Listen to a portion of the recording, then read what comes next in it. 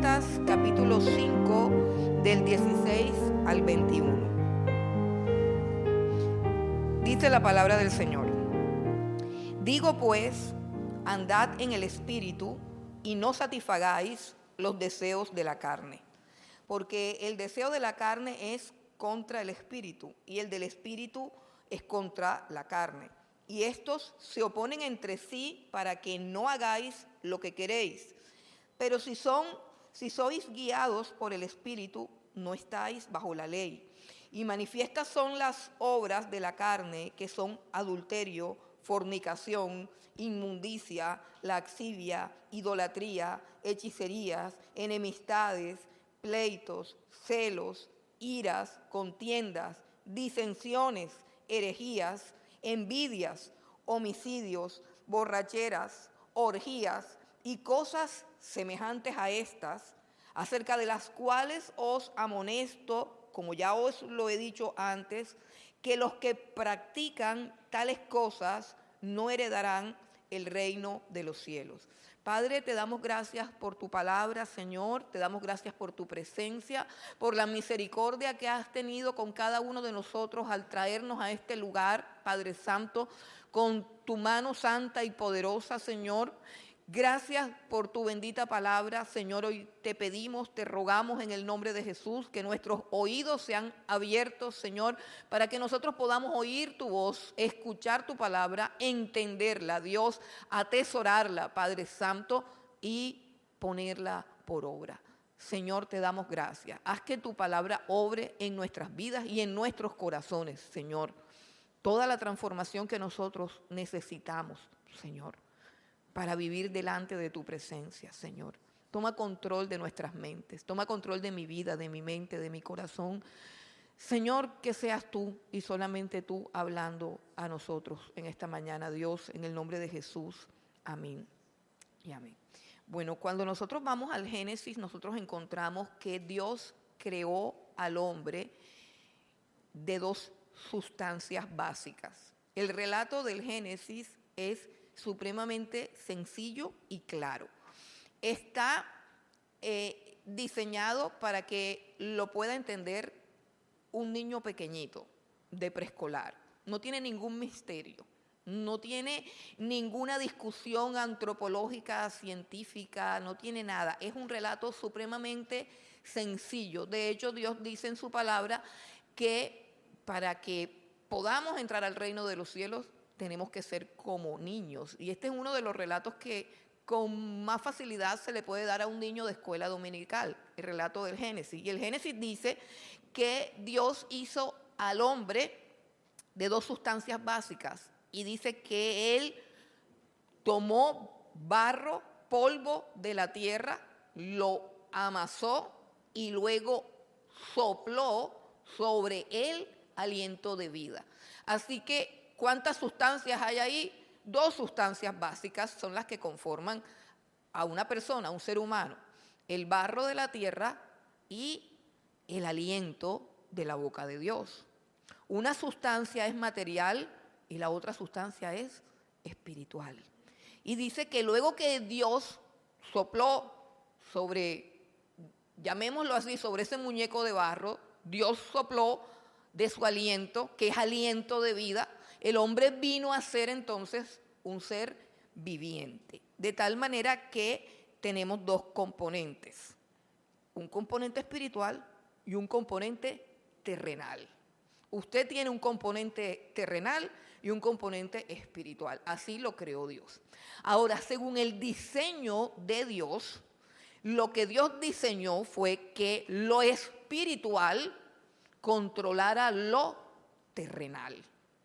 Y eso hizo una gran diferencia, porque cuando Dios nos dio su espíritu, su aliento, su vida que provenía de su aliento, entonces dijo al hombre: señoreen sobre los peces del mar, sobre las aves del cielo y sobre todos los animales que se arrastran sobre la tierra. Hizo Dios un asunto de autoridad y de jerarquía y colocó al hombre sobre todo lo terrenal, sobre toda criatura terrestre. Dios colocó al hombre en autoridad sobre todas las criaturas, sobre todo lo terrestre. Y esa autoridad estaba dada porque las criaturas que Dios formó no tenían el aliento divino que Dios sopló sobre el hombre. Dios dijo, produzca los mares toda clase de peces según su especie. Dios dijo, produzca la tierra toda clase de animales vivientes según su especie. Produzca la tierra toda clase de árboles frutales según su especie, según su género, según su especie. Este es el relato del Génesis. Antes de que existiera la biología, antes de que existiera todo este asunto de la ciencia, de los caracteres taxonómicos, de la clasificación taxonómica de los animales, antes que se descubriera el concepto de género, familia, especie. ¿Recuerdan eso en el colegio? O en los colegios ya no estudian eso. Yo no sé, porque ya yo no sé qué le dan a los niños en el colegio, pero nosotros nos daban una cátedra larga y eso uno duraba como una temporada con eso. Caracteres taxonómicos, la familia, la especie, la no sé qué, la no sé cuándo. Bueno, entonces la Biblia, antes de que eso existiera, dice que Dios creó a los animales según su especie y según su género. A mí eso me parecía como que, pero ¿cómo así? Esto fue antes. Bueno, pero cuando Dios dijo vamos a crear al hombre, no dijo produzca la tierra un hombre según su género ni según su especie. Dios dijo, ahora vamos a crear al hombre a nuestra imagen y semejanza. Y por eso sopló su aliento de vida y el hombre vino a ser un ser viviente y el hombre vino a ser un ser diferente a los seres creados porque vino a ser un ser espiritual. Y lo espiritual era lo que gobernaba sobre lo material, de tal manera que el hombre que Dios creó, siendo un hombre espiritual, su espíritu era el que tenía dominio sobre su cuerpo y sobre sus instintos, porque el cuerpo obedece a los instintos primarios de hambre, de sed, de defensa, de protección, de reproducción. Todos esos instintos primarios tenían que estar gobernados según el diseño divino por el espíritu del hombre. El espíritu es la parte que coloca al hombre por encima de la creación, por encima de los animales. El espíritu de Dios, el aliento de Dios que nos hizo seres vivientes, es lo que le da al hombre su dignidad y su valor y sobre todo su autoridad sobre los animales y sobre todo lo que Dios creó. Gobernar sobre nuestro cuerpo es parte de nuestra dignidad, es parte de la grandeza del ser humano. Ahora, ese control de todos los instintos, ese control que proviene de la imagen de Dios en nosotros, ese control recibe el nombre de voluntad, ¿cierto? Voluntad. Voluntad es cuando determinamos algo. Cuando nosotros determinamos algo, y eso es muy común en enero, ¿cierto? Todo el mundo dice, bueno, este año yo voy a comer sano. Este año voy a buscar a Dios. Este año voy a estudiar la palabra de Dios. Este año voy a conseguir novio.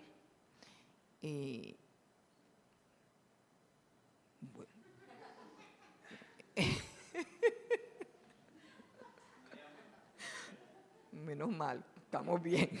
Estaba probando para ver qué pasaba. Está todo bien, han madurado, han crecido, bendito sea Dios. Gloria a Dios. Bueno, entonces uno hace todos esos propósitos. Y cuando tú haces un propósito, estás demostrando que el sello de Dios está en tu vida. Que tú no eres un animal, que tú no perteneces a ningún género ni a ninguna especie del reino animal. Que tú perteneces a una criatura, a una especie, si es que así se puede decir, porque ni siquiera la Biblia utiliza esa palabra para referirse al hombre. Tú perteneces a la corona de la creación, así es lo que dice la Biblia. ¿Qué es el hombre? Para que de él tengas memoria, dice David en el Salmo 8, cuando él contempla la gloria de Dios en la naturaleza y contempla las montañas y contempla la gloria del cielo, el resplandor del universo y contempla todo eso, dice, ¿qué es el hombre para que tú te acuerdes de él? ¿Qué son los hijos de los hombres para que tú vengas a visitarnos? Nos hiciste un poquito menor que los ángeles y nos has coronado de gloria y de honra. Todo lo pusiste debajo de nuestros pies, toda la creación. ¿Por qué? Porque puso su espíritu en nosotros. Porque como Él diseñó las cosas, no serían nuestros instintos, ni nuestras pasiones, ni nuestros apetitos los que nos gobernaría. Sería nuestro intelecto, nuestra razón, nuestro corazón, las habilidades supremas del ser humano. Y es que yo quiero decirte algo de Dios, algo que a mí me impacta de Dios y que es un atributo comunicable, es decir, un atributo que Dios le comunicó a los hombres, pero que se perdió en el pecado. Es la voluntad. La voluntad. Quiero que vengas conmigo a Efesios, capítulo 1. En Efesios, capítulo 1, hay un versículo. Efesios es el libro que sigue después de Gálatas. Nada más tienes que voltear la página y ahí está. Efesios capítulo 1, hay un versículo, lo estoy buscando, Efesios capítulo 1, versículo 9. Hay un versículo que habla de la voluntad de Dios que a mí me encanta, me fascina este versículo. Y dice, Efesios 1, 9, dice, dándonos a conocer el misterio de su voluntad, según su beneplácito, el cual se había propuesto en sí mismo de reunir las cosas en Cristo, en la dispensación del cumplimiento de los tiempos. Solamente quiero que entendamos la voluntad de Dios. Solamente entendamos cómo funciona la voluntad. Sabe que nosotros somos pensamiento, emociones y voluntad. Estas son las características de la personalidad, ¿cierto? Eso es lo que nos diferencia de otros seres, la personalidad, que está conformada por mente, o sea, los pensamientos, corazón, o sea, los sentimientos, y voluntad, que son las acciones, las decisiones, las determinaciones, la conducta, ¿cierto? Cuando todo eso está en armonía, nosotros tenemos ¿qué? Plenitud, libertad, alegría, salud. ¿Cuál es el problema del ser humano? Que las tres cosas están desordenadas. Pero en este pasaje nos habla de la salud mental de Dios. Y por eso me encanta el pasaje. Porque dice que nos da a conocer el misterio de su voluntad según su beneplácito. ¿Sabes qué es beneplácito? Está compuesto de dos palabras, bueno y placer. Bueno y placer. Por eso cuando se habla de el placer de Dios, la Biblia lo describe como el beneplácito, o sea, un placer en el bien, un placer en lo bueno. Dice, según su beneplácito, el cual se había propuesto en sí mismo. Esa es la parte que más me gusta. Se había propuesto en sí mismo. Propuesto es determinó. Y lo determinó solo. Una determinación soberana. Su beneplácito, Dios tomó una decisión. Y en esa decisión estaba su corazón que se complacía en hacerlo y su voluntad y sus pensamientos que estaban completamente resueltos en sí mismos, es decir, decidió hacerlo, determinó hacerlo, se deleitó en hacerlo, todo su ser en unidad determinó una cosa. Yo te pregunto, cuando tú determinas algo, ¿lo cumples? ¿Cuántas veces tomamos una determinación y al mes encontramos que dejamos todo tirado? Esa es la miseria del ser humano. El apóstol Pablo dijo en el capítulo 8 de Romanos, lo bueno que quiero hacer, no lo hago. Lo malo que no quiero hacer, eso hago. Miserable de mí, ¿quién me librará de este cuerpo de muerte? Mas gracias sean dadas a Dios por Jesucristo, Señor nuestro. ¿Quién te librará de eso? Jesucristo, el Señor nuestro. Él vino a librarnos de eso. Él sufrió la cruz para librarnos de eso. Él derramó su sangre para librarnos de eso. Porque cuando nos volvemos a Dios, Él nos restaura espiritualmente. Y cuando el espíritu es restaurado, la voluntad es restaurada. La voluntad es restaurada. Por eso los hombres y las mujeres de Dios son hombres y mujeres de resolución.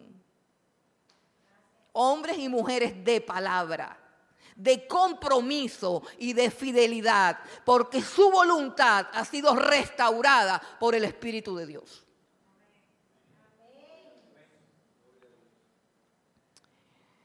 Ahora, el problema es que no todo el mundo vive así, y esa es la pregunta. Por ejemplo, estamos ahora mismo frente a una generación, dicen los psiquiatras, que hay una brecha, una diferencia sustancial entre unos niños que nacieron más o menos de el 1990 y algo, no sé exactamente la fecha, para acá, que son los niños, que ya no son niños, pero que son unos niños que tienen problemas con la voluntad, tienen problemas para tomar decisiones. ¿En qué reside el problema? Yo estaba leyendo un libro de una psiquiatra que me gusta mucho porque es muy temerosa de Dios y porque todo lo que científicamente ella demuestra está completamente alineado a lo que está escrito en la palabra de Dios. Y esta mujer enseña que nosotros nacemos hay un lugar en el cerebro que se llama la corteza prefrontal, que está aquí. Entonces, eso en los niños, en el bebé, no está desarrollado, sino que se desarrolla con el tiempo.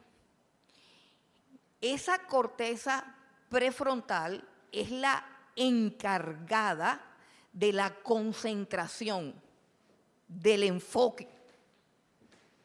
Si usted se da cuenta, los niños responden fácilmente a todo lo que tiene movimiento y color. Y por eso es que tenemos sonajeros para los niños, muñequitos de colores vivos para los niños y todas estas cosas. Y el niño, como no tiene una corteza prefrontal desarrollada, se mueve como un loquito detrás de todos los impulsos de colores y de sonido que tiene enfrente. Los niños de antes no tenían tantos impulsos, no tenían tantas cosas que los atrajeran como los niños de ahora. Entonces, ¿qué sucede con esta generación de niños que se levantaron jugando con un celular? Es que no tienen capacidad de concentración. Es que sus mentes divagan de allí para acá y no han podido encontrar el sentido de la vida ni el camino por el que deben seguir. Hay también en la corteza prefrontal un área en el cerebro que se llama, y me gusta mucho este nombre, porque se llama, miren el nombre, se llama Sistema Reticular Activador Ascendente. Eso no es complicado. Ok, bueno, se llama Sistema Reticular Activador Ascendente y se conoce como SRAA. Usted dice, bueno, yo vine aquí a que me predicaran, esta señora está hablando aquí de un poco de cosas raras. Yo estoy hablando de lo que Dios creó, de lo que Dios hizo, de algo que debiéramos conocer y de lo que nos debiéramos de maravillar de lo que somos. Imagínense que ese sistema reticular activador ascendente, me gusta la palabra activador y ascendente, es la parte de la corteza cerebral que se encarga de filtrar todos los impulsos que reciben tus sentidos. Nosotros vamos caminando y hay 50,000 cosas que vemos de colores, hay 50,000 sonidos, ruidos, canciones, voces. Si nosotros no tuviéramos un sistema reticular que filtrara, que seleccionara todas las cosas, nos volviéramos completamente locos. ¿Sí entienden lo que estoy diciendo? Entonces, ese sistema reticular está determinado por todas aquellas cosas que a mí me interesan. Y la doctora pone un ejemplo. Si yo estoy embarazada, voy caminando y yo comienzo a ver coches de bebé, vestidos de bebé, el chupito para el bebé y todo. Y yo digo, uy, pero ¿cómo hay de coches de bebé? Por todas partes encuentro teteros. No, es que mi sistema reticular está condicionado por mis ilusiones, mis anhelos, mis sueños, y está seleccionando todos los impulsos, todo lo que tengo que ver y todo lo que tengo que oír con base en mi interés particular. Así sucede con el que le gustan los carros, así sucede con el que está buscando novio, novia, así sucede con cada cosa que uno anhela, necesita o desea. El sistema reticular selecciona aquella cosa que de verdad te interesa y sobre esa cosa pones tu atención. Y toda esa parte del cerebro se desarrolla cuando nosotros tenemos enfoque, cuando nosotros tenemos capacidad de concentración. Pero si tú agarras un celular, te vas a dar cuenta que el celular te lleva de aquí para allá, de aquí para allá. Entonces tú, por lo menos yo me levanto y digo, 29 WhatsApp, abro uno. Pastora, mire este video. Ay, de que yo hunda eso. Si yo le doy clic a ese enlace, esto es importantísimo, esto lo publicaron allá en la catedral de no sé qué, y eso, yo quiero que usted lo vea, lo estudie y me diga si es bueno o no para publicarlo. Si yo le doy clic a eso, no voy a poder hacer nada en toda la mañana. Ya me perdí, porque eso te lleva a una página, a la otra página, y terminas tú. ¿Qué era lo que yo estaba haciendo? Ah, ¿verdad? Que el WhatsApp. Y esa es la idea. Tenernos entretenidos y que no nos concentremos en nada. Y el que no se concentra en nada, no alcanza nada. No consigue nada. Fuiste diseñado por Dios para hacer resoluciones de corazón, para tener meta, para tener propósito y para tener enfoque. Y el diseño que tienes alrededor es un saboteador de todos tus enfoques. Comenzando por lo que tienes dentro. Comenzando por tu propio sabotaje. Miren, voy a entrar al terreno delicado. Las madres modernas, no las madres de aquí, unas madres que yo conozco que se congregan en una iglesia de allá de Etiopía.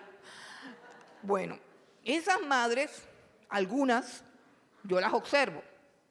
Las observo ¿por qué? Porque yo no había estudiado el primer libro de la Biblia cuando tuve a mis 2 hijos, y el sentido común me dice que yo tengo que criar el pelado, que yo tengo que decirle al pelado que esté callado, que esté quieto y que esté sentado, y que yo tengo el control, no el pelado. Y entonces yo digo, ¿pero por qué será? ¿Qué es lo que está pasando ahora? Entonces yo me pongo a observar. Y he estado haciendo una investigación silenciosa acerca del problema de los bebés. Porque un bebé es una bendición, no debe ser un problema. Entonces estoy observando yo, ¿será que los bebés de ahora son diferentes a los bebés de antes? Y tomé yo a un bebé. No sé si decir, pero es que es obvio quién es el bebé. Bueno, hay un bebé aquí. Bueno, no, ¿verdad? Que ese bebé no es de aquí, es de Etiopía. Bueno, se me olvidó que el bebé no era de aquí.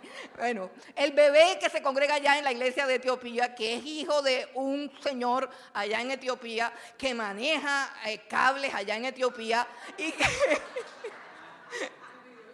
y que al niño le encantan los cables, pues por obvias razones. Viene corriendo así, el niño ya yo lo tengo detallado, es colérico, no sé cuál de los dos es colérico, pero es colérico así como yo. O sea, entonces parece hijo mío, o sea, parece un Santiago Carvajal. Yo lo veo, yo digo, pobrecito, los papás no saben lo que le espera. Entonces eso. Y el bebé viene así, agarra los cables, el cable es mío.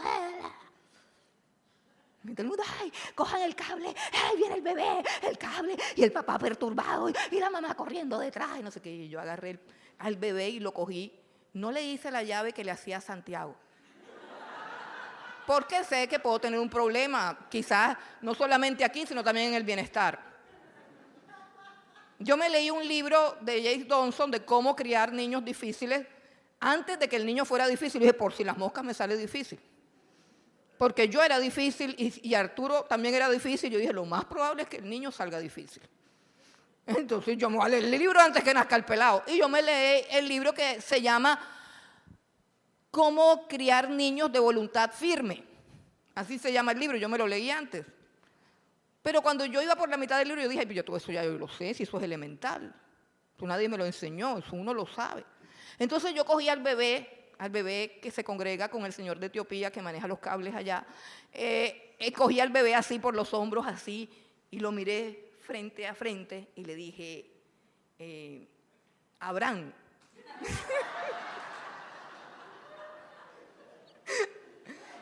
Abraham, tú no puedes pasar para acá. Tú no puedes pasar para acá.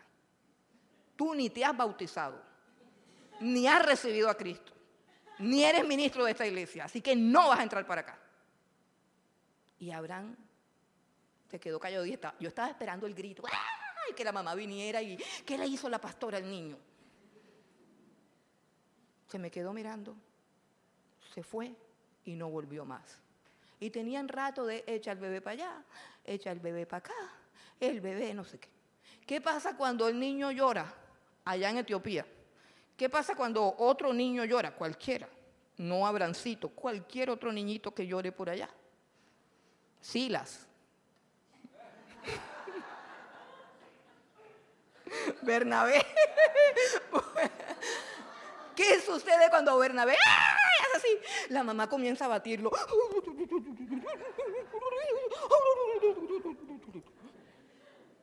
¿Batirlo? ¿Cómo lo va a batir? Hay que decirle no. Y no se le puede decir no.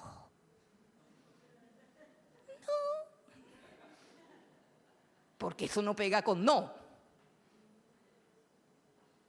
¿Y sabes a mí quién me enseñó a decir no? Ay, que la pastora es así. No. A mí me enseñó a decir no, Dios. ¿Sabes que Dios muchas veces dice no? Y yo tengo grabado en mi memoria todos los no de Dios. Y cuando Dios dice no, eso es fuerte. Eso te deja quieto. Mire, el que no se ha chocado con un no de Dios, no conoce a Dios. No lo conoce. Cuando Él dice no, es no. No es una de las mejores palabras que hay. Es la palabra que más madura, que más edifica, que más hace crecer. No tendrás dioses ajenos delante de ti. No robarás, no fornicarás, no tomarás lo ajeno, no harás esto. No, pero es que a nadie se le puede decir no, porque eso atrofia el libre desarrollo de la personalidad. Por eso es que se tiran del viva, porque nadie les ha dicho que no. No conocen un no. El no madura. ¿Y sabes cuándo un niño te recibe un no? Cuando está así de chiquitico. Mire, yo no tengo niño, tengo un gato. No tiene espíritu. Fue creado de la tierra. Se para en la puerta de la casa y comienza a chillar porque quiere salir. Y la otra vez que se salió, se subió a la palmera y me tocó casi que llamar a los bomberos para bajarlo de la palmera. Está castigado. Entonces, ¿qué hago con, ay, pobrecito el gatico, quiere salir? No, le digo, no. Al primero no entiende, al segundo tampoco, pero al tercero entiende, es un gato. No es la palabra más sencilla. En cualquier idioma, te puedes ir para Rusia, te puedes ir para China, que cuando un chino te diga no, tú te vas a dar cuenta que es no. Esa es la palabra universal. El no es algo que tenemos que aprender a decir, o si no, nos vamos a morir. Y algo tiene que escuchar nuestro hijo. ¿Qué tiene que escuchar? El no. Para que entienda lo que es autoridad.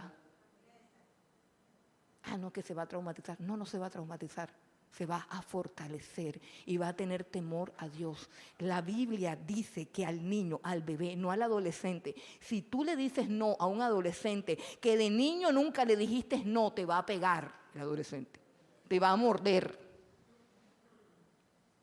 Entonces estoy hablando de los niños, ya de los grandes, ya yo no sé qué van a hacer con eso.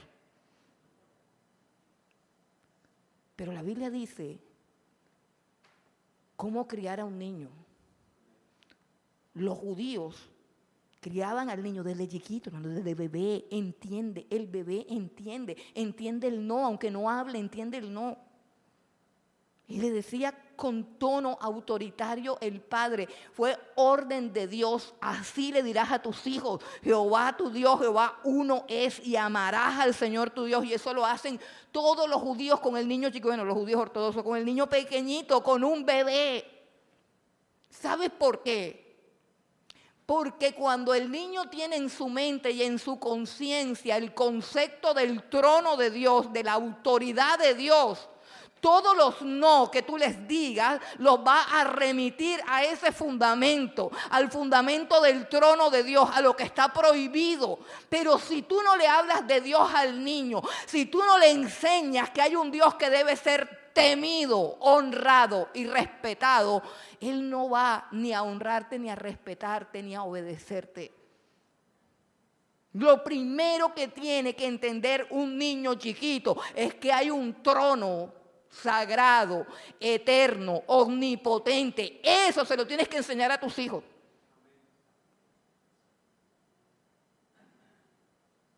Y eso era lo que aprendían los judíos, que tenían un Dios y que tenía que ser amado por encima de todas las cosas.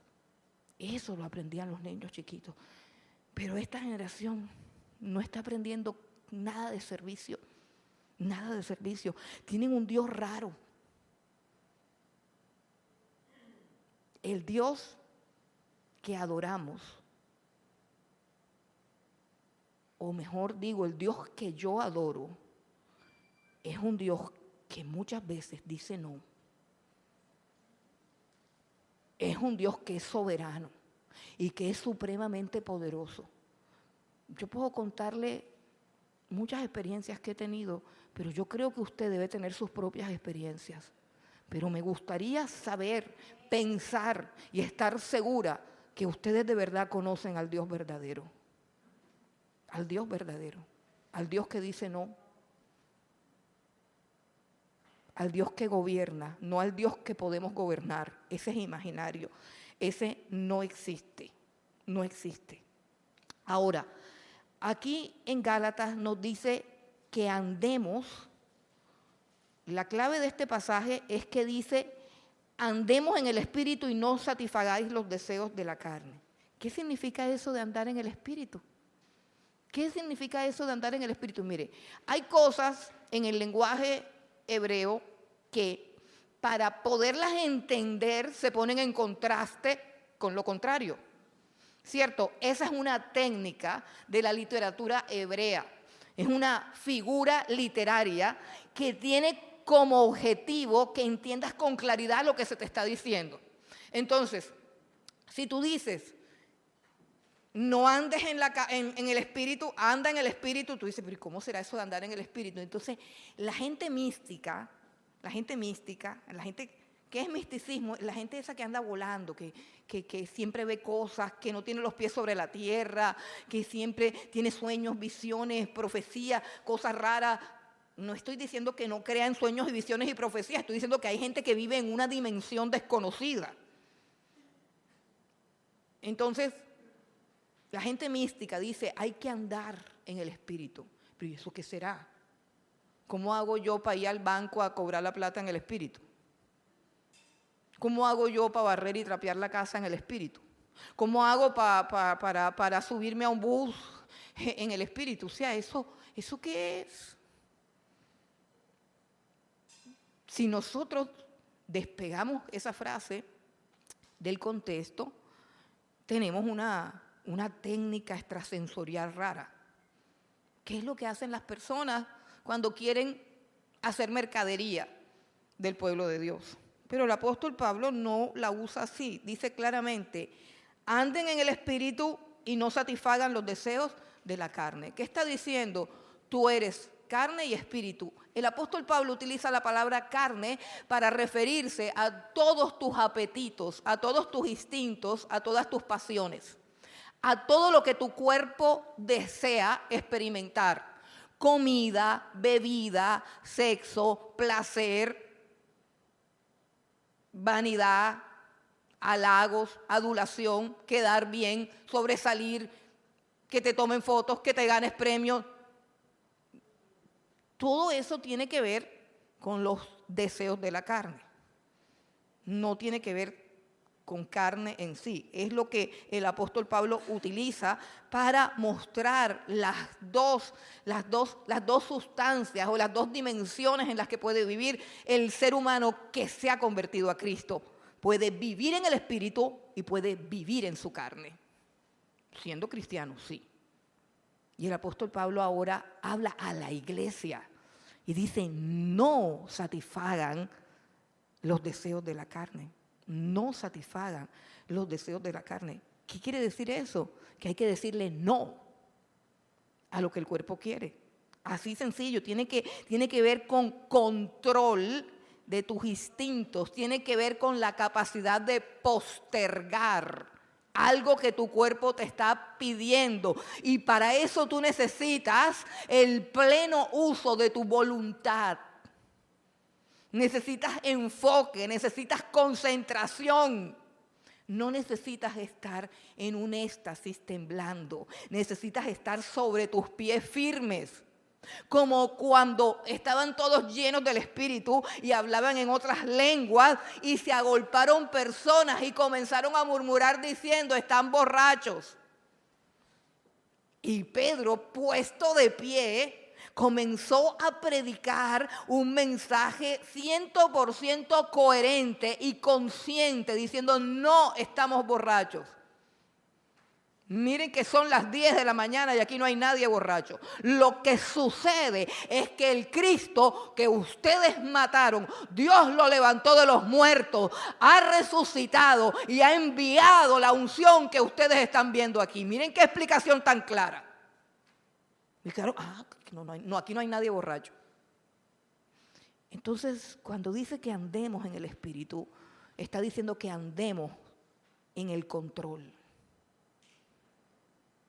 Que andemos controlando el cuerpo, controlando los deseos, controlando los apetitos, controlando los instintos. Y esa es la libertad del ser humano.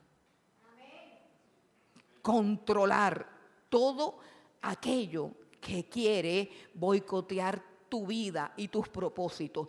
Tú te haces un propósito y piensa en cualquier propósito, solamente que tengas el propósito de comer sano. Inmediatamente alrededor tuyo y dentro de ti hay una cantidad de fuerzas que quieren sabotear tu propósito al día siguiente. ¿Y por qué quieren sabotear eso? Porque entre más propósitos tú destruyas en tu vida, entre más fracases en tus propósitos, eres una persona amargada, frustrada, triste, y eres una persona, escucha bien, si tú eres una persona frustrada, o sea, una persona que cada vez que se hace un propósito fracasa, que nunca logra sus metas, que nunca alcanza sus proyectos, entonces eres una persona, oye lo que te voy a decir, que necesita gratificación para tu alma, porque tú en tu corazón sientes que eres un fracaso. No hay satisfacción dentro de tu alma. Entonces necesitas droga, necesitas alcohol, necesitas sexo, necesitas pornografía, necesitas una cantidad de cosas para que tú puedas aliviar el dolor de tu alma. Por eso es que dice, manifiestas son las obras de la carne. La carne se opone a que tú hagas lo bueno. La carne se opone a que tú hagas lo correcto. Entonces, ¿cuáles son las obras de la carne? Aquí están: adulterio, fornicación, inmundicia, lascivia, idolatría, hechicería. Ay, yo no tengo nada de eso. Yo no tengo nada de eso. Yo soy una mujer santa y pura. Ven para acá y me dices que no hay de esto. Enemistad, pleitos, celos. ¿No has peleado nunca con nadie? ¿No te pones celoso de nada?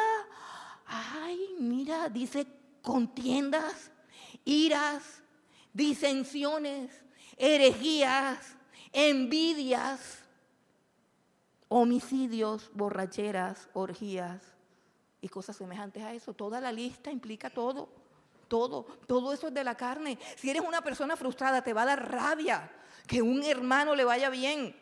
Te va a dar rabia que un hermano suba al púlpito. Te va a dar rabia que un hermano compre un carro. ¿Por qué? Porque tú no has podido encontrar un buen empleo. ¿Y por qué no has podido encontrar un buen empleo? Pues porque no has podido levantarte temprano, porque no has podido permanecer, porque no has podido esforzarte, porque no has podido desarrollar la perfección, la habilidad, la excelencia y la diligencia que hacen que no te voten de ninguna empresa. Ay, pobrecito, me botan de todas partes. Hermano, por algo es. Deje la bobada que por algo es. No, porque yo predico el evangelio. Ah, si lo predicas en horas laborales, sí, con justa razón te tienen que votar. Mentira. Te votan porque eres mediocre. Te votan porque no cumples el horario. Te votan porque trabajas de mala gana. Te votan porque vas mal vestido, porque tu mala imagen afecta a la compañía. Te votan porque hablas mal del jefe. Te votan porque te metes en lo que no te importa. No, hermano, no. La gente que le sirve a Dios en una empresa, mire, los impíos no lo sueltan. Me podrás decir que te explotan, me podrás decir que te pagan poquito, me podrás decir, pero no te sueltan. Porque los hijos de Dios trabajan con excelencia. Los hijos de Dios cumplen horario. Los hijos de Dios no chismosean en la empresa. Los hijos de Dios no se roban el tiempo.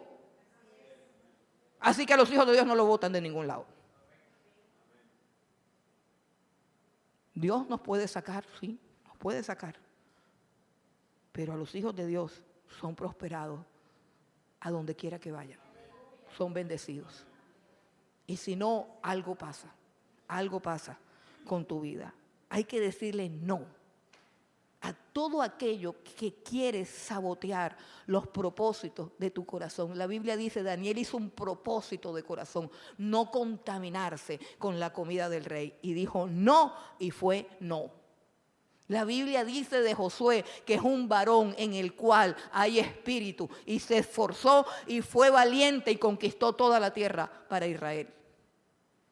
La Biblia dice que en Daniel había un espíritu superior. Todo lo que se proponía lo lograba. ¿Por qué?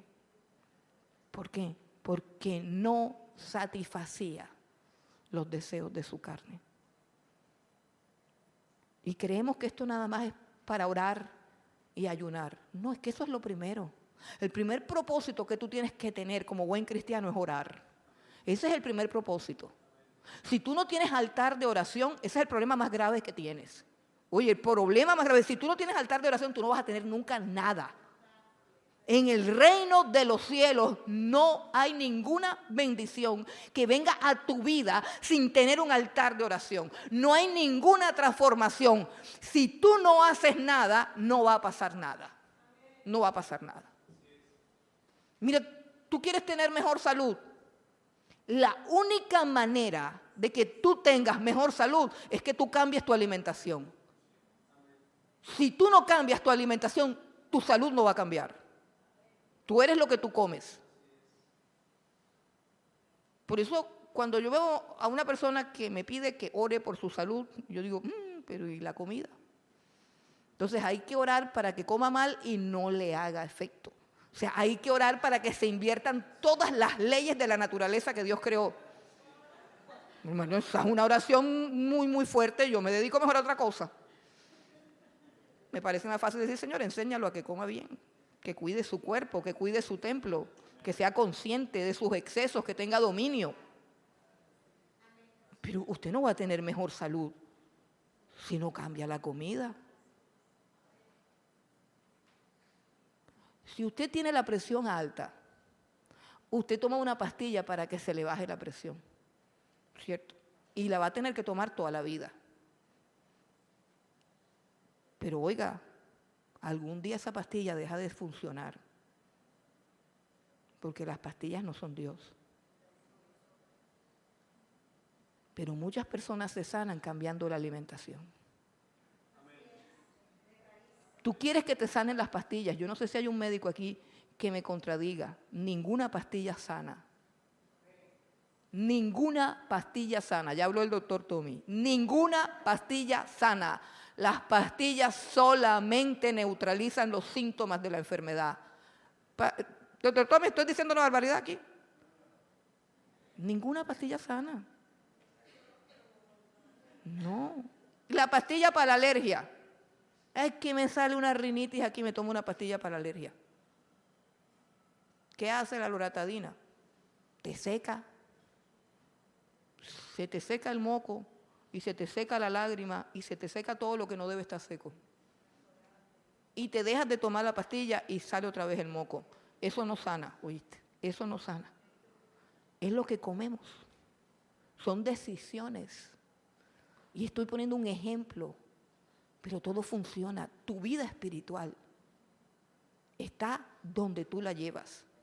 Porque tú y yo somos herederos de Dios y coherederos en Cristo. Fuimos predestinados por Dios desde antes de la fundación del mundo para andar santos y sin mancha en su presencia. Ese es tu destino, ese es mi destino.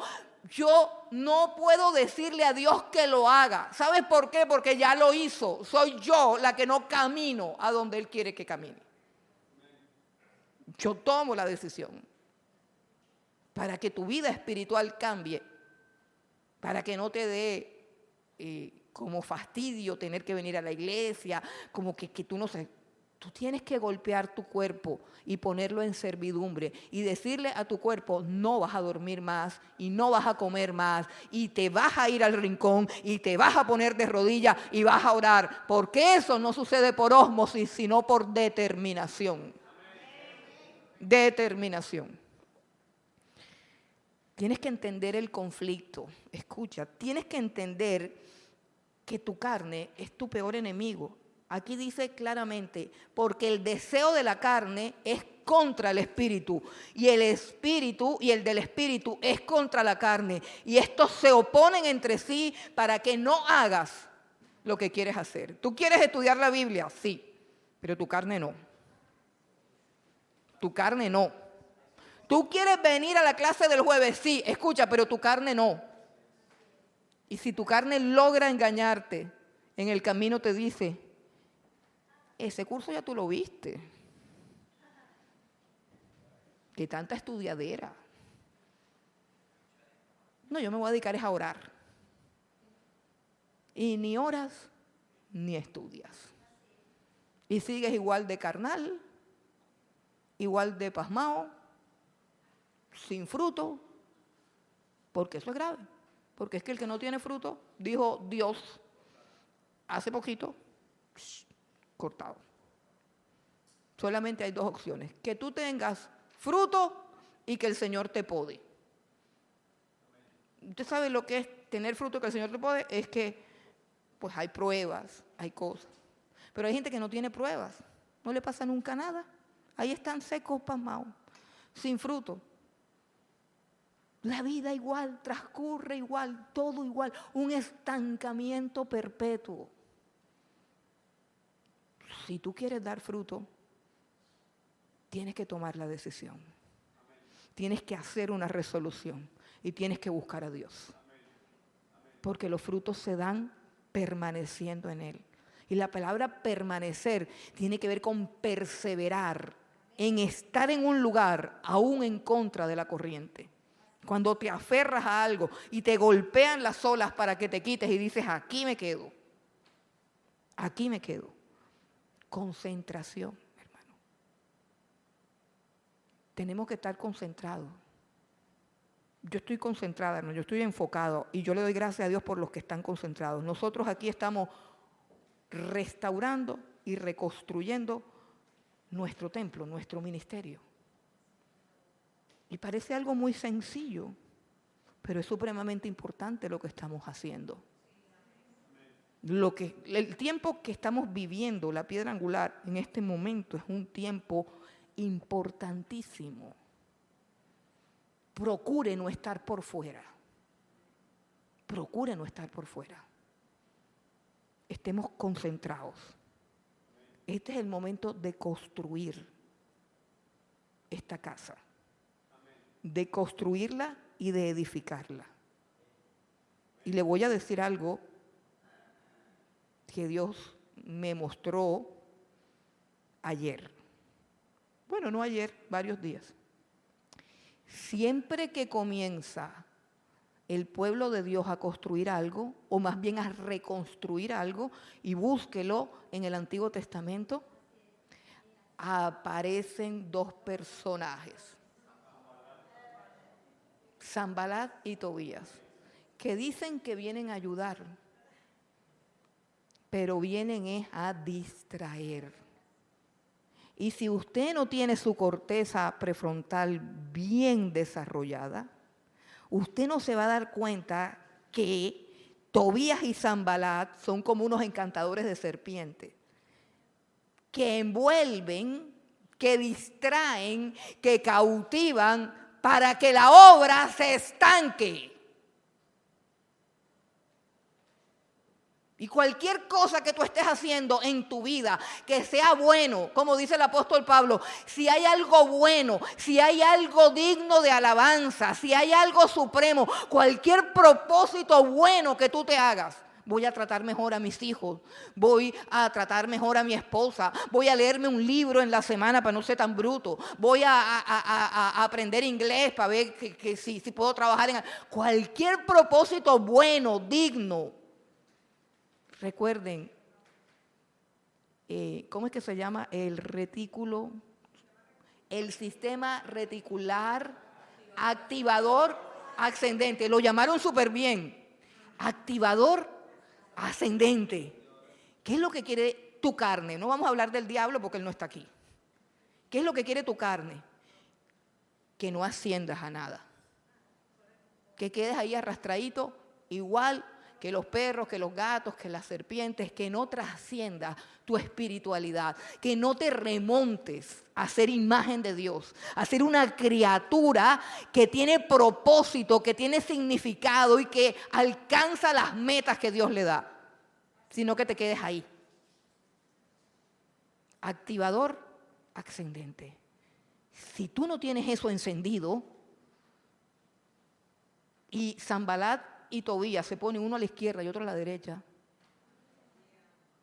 no llegas. Sí, es que hay gente que está entendiendo.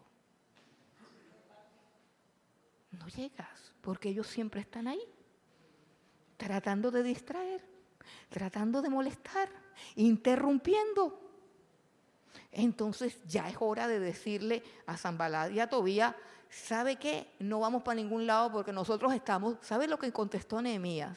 Vaya y díganle a esos dos que nosotros estamos ocupados en una gran obra.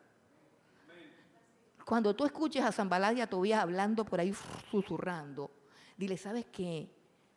Toby, nosotros aquí estamos ocupados. Nosotros estamos ocupados y no tenemos tiempo para tu zurrullo y para tu cosa. Ves a distraer a otro. Si es Sanbalat, si es Tobías, pero si es tu carne, ¡ay, qué cansancio! ¡Ay, cuánta hambre! ¡Ay, a uno aquí no le reconocen nada! Yo veo que en la iglesia de allá hasta le pagan a los músicos. No, uno aquí trabaja duro. Nadie lo ve.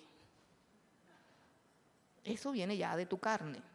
A eso también le dice, no, yo no estoy aquí para que me vean. Yo estoy aquí para que vean a Cristo. Yo estoy aquí para que un pueblo venga y vea a Dios. Yo estoy aquí para hacer brillar al Rey de Reyes y al Señor de Señores. Yo he sido sanado porque Él me amó. Yo he sido sanado porque Él se entregó. Porque Él de tal manera me amó y su espíritu se derramó y su amor se derramó de tal manera que ya no importa si me miran o no. Es que no necesito que me miren, necesito que lo miren a Él. La gente sana busca que otros vean a Cristo. No reclama porque no lo vieron a Él. Tienes que entender el conflicto. Tienes que entender el conflicto. Y por último, hermano, dice que debes ser guiado. Debes aceptar la dirección del guía. ¿Quién es el guía? Dice el versículo 18. Pero si sois guiados por el Espíritu, no estáis bajo la ley. Ustedes ya comprendieron eso del conflicto de la ley, que el conflicto de la ley hacía que deseáramos las cosas que estaban prohibidas. Nosotros no estamos bajo la ley, porque estamos bajo la gracia, porque tenemos el Espíritu Santo. Y el Espíritu Santo es el que nos guía, es el que nos dice, ve a ese lugar, no vayas a ese lugar, avanza, sigue, no mires el pasado. El apóstol Pablo decía, olvidando lo que queda atrás, olvida lo que queda atrás y extiéndete a lo que tienes por delante. Al premio del supremo llamamiento de Dios en Cristo Jesús. Delante de ti hay un llamado. Escucha, delante de ti hay un llamado. Tú no necesitas que yo sepa que tú estás llamado. Oye, te lo repito. Tú no necesitas que yo me entere que tú estás llamado. Si tú sabes que eres llamado y conoces al que te llamó, camina, camina, camina, camina. Olvida lo que tienes atrás y extiéndete a lo que tienes por delante. Esa es la voz de Dios. Él siempre te dice, camina. Cuando tú te sientas a llorar sobre mojado, cuando tú te sientas a llorar por la leche derramada, cuando tú te sientas a quejarte, mira, Dios te dice, sécate esas lágrimas y camina. Ay, pobrecita, Dios no es así, hermano. Dios es fuerte. Dios es fuerte. Mira, hace poquito yo comencé a orar y yo cuando oro camino y camino. A mí me encanta tiempos en que de pronto me pongo de rodillas y bueno, es otro estilo de oración y la disfruto mucho más, pero cuando tengo una agenda y tengo tiempo, comienzo a caminar por toda la casa y estoy caminando y comienzo a orar y a decirle a Dios todo lo que es. Entonces yo comencé diciéndole, Señor, tu palabra dice que por nada estemos afanados, sino que sean conocidas tus peticiones. Y también, Señor, dice tu otro siervo que debemos echar toda la ansiedad sobre ti porque tú tienes cuidado con nosotros. Así que ahí te voy, Señor. Y empecé a soltar todo lo que tenía. Mira, Señor, le falta esto, falta lo otro, la llave se perdió, el agua no funciona, los hermanos no sé qué. Y hermano, yo estaba, todo lo que se me ocurría le estaba diciendo. Ay, y de repente, acá estaban diciendo cosas que tienen que ver con lo que yo sentí, porque no es una visión, no fue que vi ni que oí. Es algo más profundo que ver y oír. Es algo que tiene que ver con la conciencia. Pero cuando yo estaba ahí dando vueltas por toda la sala de la casa, diciéndole todo lo que hacía falta, de repente tuve conciencia del trono de Dios. De repente tuve conciencia de que Dios, escucha bien, me observaba. Voy a tratar de describirlo. Me observaba impasible. Y no estaba escuchándome ni tomando nota de todo lo que yo le estaba diciendo. Solamente me observaba impasible. Y cuando en medio de todo ese bullicio que le estoy diciendo yo, descubro que Él me está mirando, descubro que me está viendo, me di cuenta lo salida de tono que estaba. Me di cuenta que todo lo que estaba diciendo eran cosas locas, absurdas, ridículas, porque Él está sentado en su trono y gobierna sobre todas las cosas. Y cuando yo tuve esa conciencia, fue un momento de una percepción de algo que está más allá del discurrir de mi mente, de algo que no está dentro de mí, de algo que está fuera de mí, pero estaba frente a mí y yo estaba frente a Él. Me di cuenta de que Él, en ese momento, es como un océano de paz. Es como un océano de calma, donde no hay cabida para la angustia, donde no hay cabida para el temor, donde no hay cabida para la ansiedad. Es algo supremamente profundo y perfecto. Repito, es como sumergirte en un océano de una paz profunda y por un instante darte cuenta cuán necios, incrédulos y tontos somos. Porque a veces no necesitamos pedir, solo necesitamos contemplar, solo necesitamos conocer.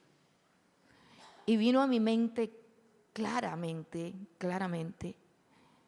el texto que dice: estén quietos y conozcan que yo soy Dios.